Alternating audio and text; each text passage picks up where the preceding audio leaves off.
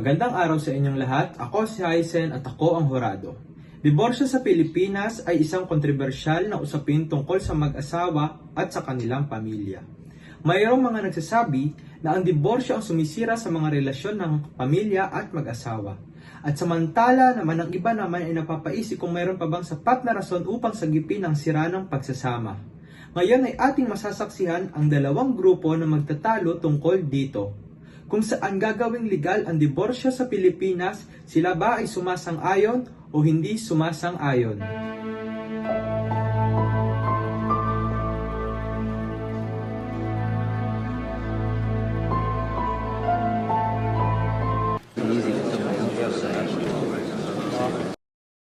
Order in the court. Tayo magsisimula na. Sumasang-ayon kami na gawing legal ang diborsyo dito sa Pilipinas. Bakit? Dahil ito ang kasagutan sa pagsasama ng mag-asawang nagdudulot lamang ng sakit at paninira sa pamilya. Magbibigay ako ng isang halimbawa sa inyo. Una, ang pang-aabuso. Ayon sa Philippine National Police o PNP, may mahigit 7,000 kaso na ang naitala sa Anti-Violence Against Women and Children Act ngayong 2022. Isipin nyo hanggang kailan nararapat tiisin ng isang pamilya ang pang-aabuso at pananakit ng kanilang natatanggap. Lahat ng pananakit ay may hangganan, kaya dapat gawing legal ang diborsyo. Hindi ako sumasang-ayon sa iyong pananaw. Ang aralit ay umiiral na bilang legal option sa hiwalayan ng mag-asawa. Sa Pilipinas ang pagkakaroon ng diborsyo sa iyong perspektibo ay maaaring magdulot ng pang-aabuso sa sistema. Lalo na kung ito ay gagamitin ng ilang bilang paraan ng pagtakas mula sa responsibilidad sa pamilya, no? Inuukit mo rin ang kahalagahan ng maayos na usapan at pagtutulungan bilang paraan sa paglutas sa mga isyong pag-mag-asawa. At ina-highlight mo dapat ang pangkaraniwang hindi pagkakaintindihan na maaaring marisolba sa pamamagitan ng mga komunikasyon, syempre. Sa pangkahalatan, itinatampok mo ang pahintulot sa iba pang relasyon sa pamamagitan ng diborsyo. At ito ay isang perspektibo na nangangailangan ng seryosong pagsusuri sa pagbalangkas ng patakaran hinggil sa diborsyo. Malaki ang pinagkaiba ng annulment sa diborsyo sa pagpapapasa nito sa korte. Kapag sinabi natin diborsyo, makikita natin dito ang talagang nangyayari sa loob ng pamilya. Kagaya ng pang-aabuso, pagiging lasinggero at lasinggera ng mag-asawa, pagiging drug addict, at pati na rin ang pakikipagtalik sa iba.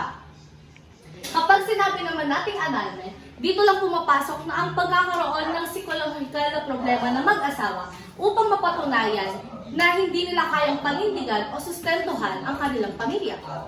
Kaya naman sumasang-ayon talaga kami sa diborsyo dahil ito ang legal na pagwawakas ng mag-asawa upang hindi nakalakihan ng kanilang mga anak ang hindi naaangkop na kapaligiran at upang hindi na rin sila miserable. Kaya naman, nararapat ba natin panatilihin ang ganitong uri ng pamilya kahit na miserable ang kanilang mga buhay, masabi lang ng buo nito? Hindi. Hindi rin ako sumasang-ayon sa sinasabi ninyo sa kadahilan na madali at marami ang pakakapagpasa ng diborsyo. Pasok rin dito ang maaaring pang-aabuso sa sistemang ito. Katulad na lamang ng gaano kadali magpasa ng diborsyo kung ang isa sa mag-asawa ay biglang nakaramdam ng bugso ng damdamin para sa ibang tao. Abaw na rason ito para maging batayan magpa-diborsyo at maaari pa itong tanggapin bilang isang unang pagkakamali na karaniwang nangyayari habang tumatagal ang relasyon ng dalawang tao. Ang relasyon ng mga tao sa isa't isa ay hindi maikukumpara sa mga bagay na nasisira at nabubuo. Dahil ang mga tao ay mayroong nararamdaman at nararanasan na hindi maihahalin tulad sa mga bagay. At ang relasyon na mayroong lamat at paunti-unting lumalaki ay di madadaan sa basta-basta na usapan lamang. Lalo na kung mayroong pananakit na dawit sa mga problemang kinakaharap. At hindi lang basta-basta o mababaw ang mga batayan ng diborsyo.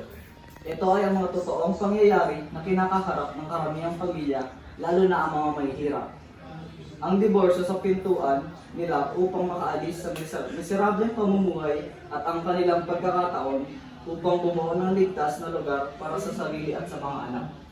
Hindi dapat ito ay pagkait para lamang mayroong maharap. Sa madla na sama-samang pamilya, dahil sa pagkakataon na ito, hindi na sila matatawag na buo.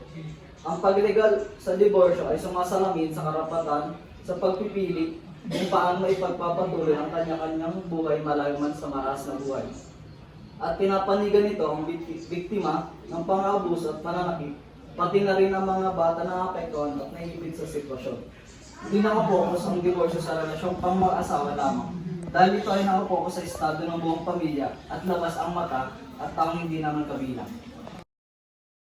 Hindi kailangan ng diborsyo sa Pilipinas at hindi ito isang solusyon dahil bilang Pilipino, pinapahalaga natin ang ating mga paniniwala na dapat tayo ay family-oriented na mayroong paninindigan sa ating desisyon at sinumpaan noong kinasal. Para na rin ito sa kapakanan ng kanilang mga anak na walang kalalakihan na buong pamilya at maaari itong lumaki sa inggit base sa kanyang mga nakikita. At ang pagligal sa diborsyo ay ang pagkait nitong buong pamilya na marami nang nalampasan ng problema at nagkakaroon ng pagkakataon na sumaya ng sama-sama. Bilang Pilipino, tayo ay lagi umaasa na mayroong pagbabago at kung mananatili pag-uusapan ay mayroong masasaksihan na pagbabago na inaasam-asam. Ang pagligal ng diborsyo ay pagsuko sa sarili at sa pamilya. Kaya kahit na maaari pa namang ayusin, ito ay kailangan lang natin upang na maayos ang sistema at angkop na patnubay para mapanatag ang isang relasyon. Grabe, ang dami kong natutunan. Pero, kahit anong pa bang opinion natin, kung sang-ayon man tayo o di sang-ayon, kailangan pa rin natin respetuhin ang opinion ng isa't isa.